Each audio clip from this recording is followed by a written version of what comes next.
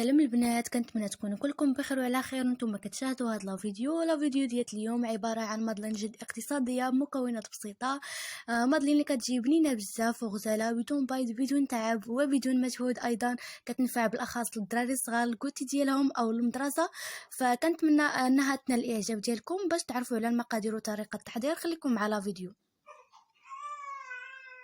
بالنسبه للمقادير غادي نحتاجو كاس د العنبه ديال السكر سنيده، الا ربع ديال الزيت نباتيه، كاس ونص ديال الحليب، 2 اكياس من البيكين باودر او خميره الحلوى، كيس من الفانيليا مع قبصه تاع الملح.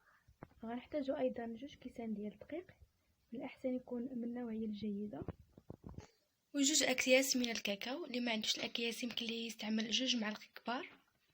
في اناء غادي نوضع 2 كيسان ديال الدقيق والكاكاو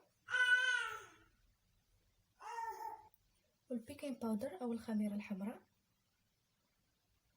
غادي نوضع معاهم ايضا قبصه الملح وكيس من الفانيليا والسكر الخشن او سنيده. غادي نخلط الكل حتى يتجانسوا لينا كاع هاد المكونات السائله.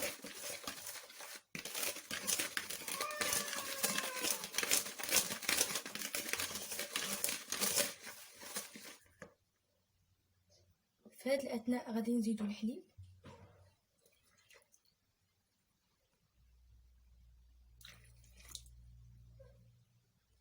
واخر حاجه غادي نضيفوا الزيت. صافي غنخلط الكل حتى تحصل على القوام اللي بغيت.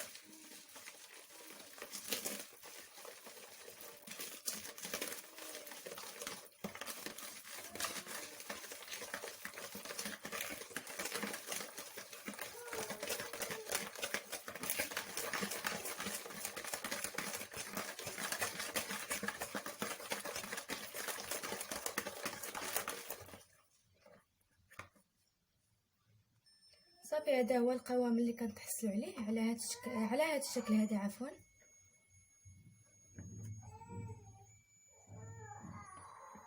في هذه الاثناء غادي نبدا نوزع القطعات ديالي في المول ديال المادلين او الكاب كيك.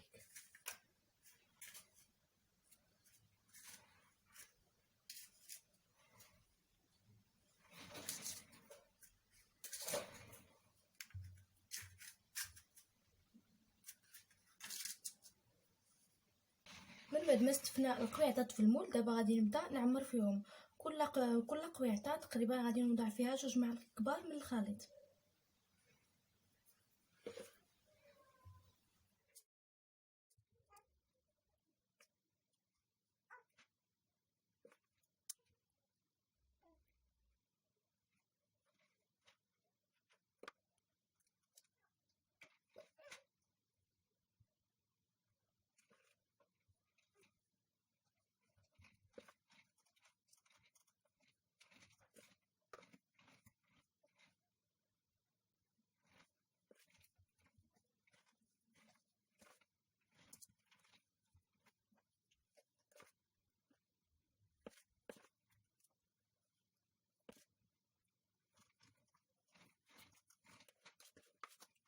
من بعد ما عملنا كاع القويعطات، دابا غادي نزينوهم بهذا الشوكولاته هذا ديال الكوكيز. بالنسبه اللي ما عندوش يمكن ليه يستغنى عليه.